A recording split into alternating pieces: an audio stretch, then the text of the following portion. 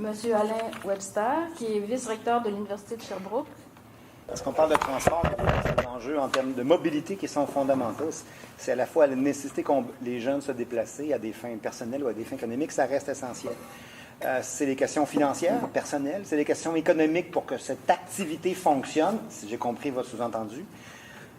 Mais en même temps, c'est des enjeux de construction d'une ville, hein, c'est en lien avec l'urbanisme, c'est assez évident. Mais en même temps, il y a des enjeux qui sont aujourd'hui fondamentaux, avec bien sûr la question des changements climatiques. Ce qui fait que je vous ai improvisé en vraiment 1 minute 2-3 éléments qui sont quand même essentiels à aborder lorsqu'on parle des questions de transport et par le fait même de changement climatique. Juste se rappeler 2-3 choses pour contextualiser un petit peu ce genre de réflexion. La courbe de l'évolution de la concentration du gaz à effet de serre sur la planète depuis des décennies, donc ce volet-là, c'est relativement stable, 280 ppm par million. C'est en croissance, maintenant depuis un siècle, on le sait. C'est en lien avec les émissions de gaz à effet de serre. Et qu'est-ce qu'on nous dit par rapport à ça présentement? Bien, c'est que cette température à l'échelle internationale, elle va augmenter inévitablement. On sait que présentement, la température a augmenté de 0,7 degrés par rapport à la moyenne qu'on avait sur plusieurs années. Et on sait que si cette concentration des gaz à effet de serre continue à s'accroître, cette température va augmenter encore. On parle généralement d'une fourchette autour de 2 à 4 degrés. Cette réflexion de l'évolution de la température, elle est vraie partout. Qu'importe le continent que vous prenez, qu'importe que vous êtes en milieu terrestre ou au niveau plein milieu de l'océan, il y a une augmentation de température. Et là, ce que vous avez comme scénario, pour que vous compreniez un peu les couleurs de ces courbes, mais ça reste des questions qui sont fondamentales à comprendre. C'est compliqué de prévoir la température dans 100 ans. On essaie de se demander, il fait quoi comme température dans 2-3 jours, puis on se trompe 9 fois sur 10. Là, on réfléchit au climat, donc aux grandes tendances. Et on constate que sur les 5 continents, là, la variation de cette température au cours d'un siècle s'explique très bien par ces modèles. Donc, la modélisation qu'on a fait est capable d'expliquer ce qui s'est passé comme variation de température au cours du dernier siècle. Et on peut donc faire l'hypothèse que ces mêmes modèles pourraient expliquer assez bien ce qui va se passer dans le prochain siècle si la température continue à augmenter. Donc, le scénario est assez simple. Qu'est-ce qu'on a comme modèle à l'échelle internationale? Bien, ces émissions de gaz à effet de serre doivent diminuer et doivent diminuer rapidement.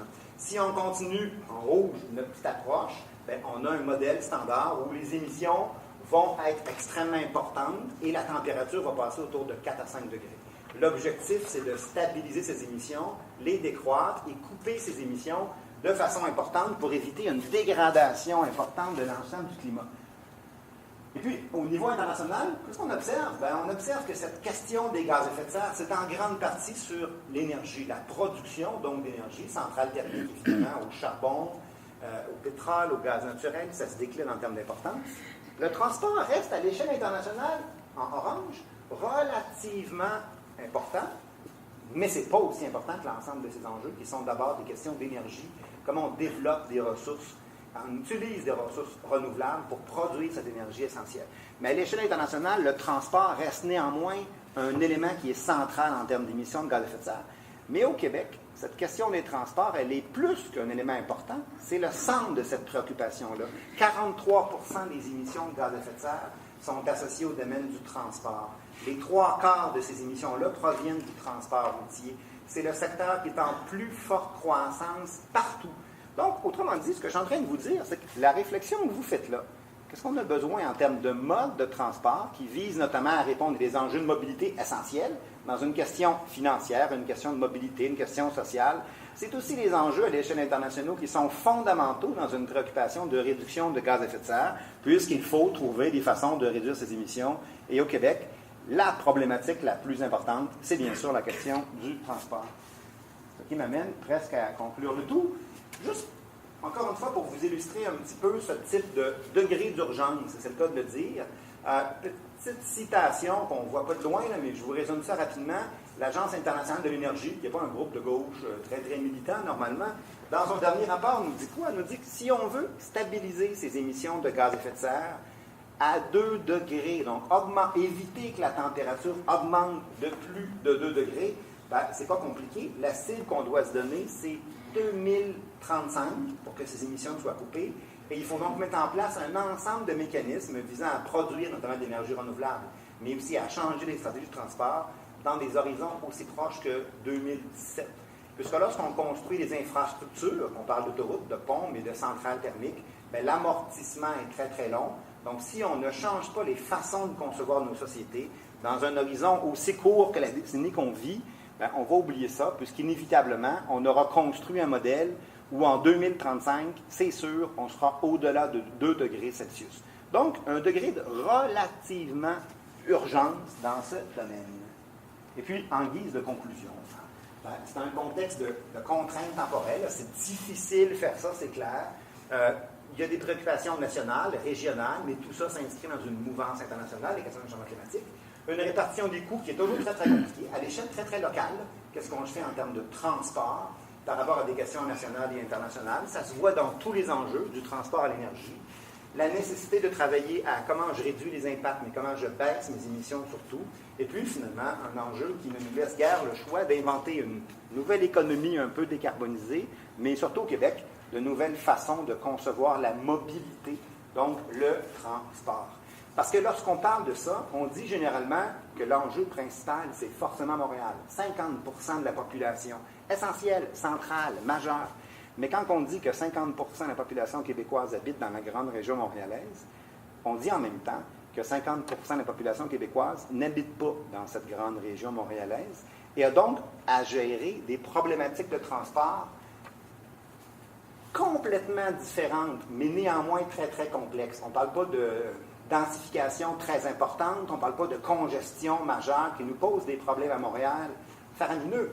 Mais les problèmes qu'on a sont presque inverses, mais tout aussi importants à résoudre, comme on fait pour mettre en place des mécanismes visant à réduire ces émissions de transport dans un contexte où, justement, la population est beaucoup moins dense, où les distances sont beaucoup plus longues entre des pôles de déplacement. C'est des enjeux qui sont vrais dans la région ici, entre Sherbrooke et Magog, mais c'est des enjeux qui sont vrais dans toutes les régions québécoises. Et ça, on n'en parle pas assez souvent. Comment fait-on pour intégrer cette préoccupation en termes de transport dans une dynamique plus régionale? Fondamentale, l'échangeur turco, évidemment, mais ce n'est pas le seul enjeu important en termes de transport au Québec.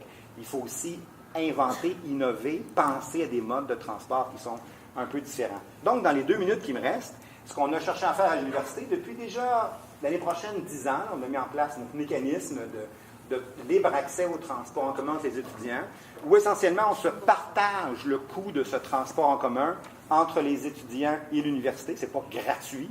On paye l'ensemble de ces coûts de transport en commun parce qu'on n'a pas voulu construire de nouveaux stationnements. C'est passionnant comme approche parce que ça a permis d'augmenter de façon extrêmement importante l'usage du transport en commun. Ça a permis de réduire, bien sûr, l'ampleur des stationnements sur le campus principal pour ceux qui ont le bonheur de fréquenter cette université. Bien, ça a permis de créer des lieux de convivialité importants. On a fermé des places de stationnement, on a aménagé les espaces verts. Ça a permis de créer un milieu un peu plus intéressant. Ça permet aux étudiants aussi de gagner en termes de mobilité.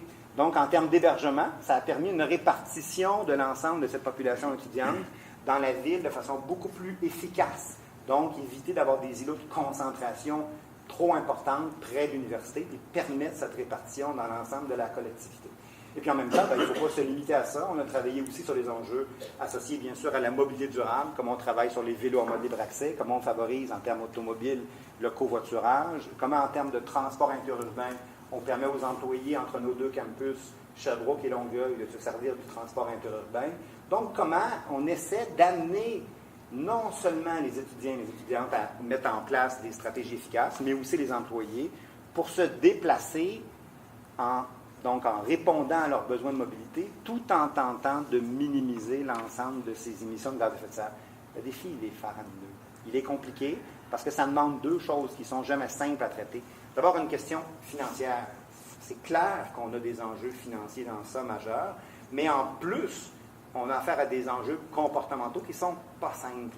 Modifier un comportement, et là, on a affaire à quelque chose qui n'est pas simple à traiter. Hein?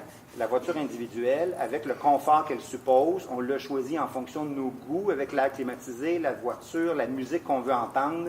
Et puis, on dit, changez donc de comportement, essayez d'adapter votre mode de déplacement à d'autres enjeux. C'est extrêmement difficile. Ça demande beaucoup d'imagination, beaucoup de créativité, mais en même temps, on n'a pas le choix. Il faut essayer de mettre en place des mécanismes qui vont être les plus efficaces possibles.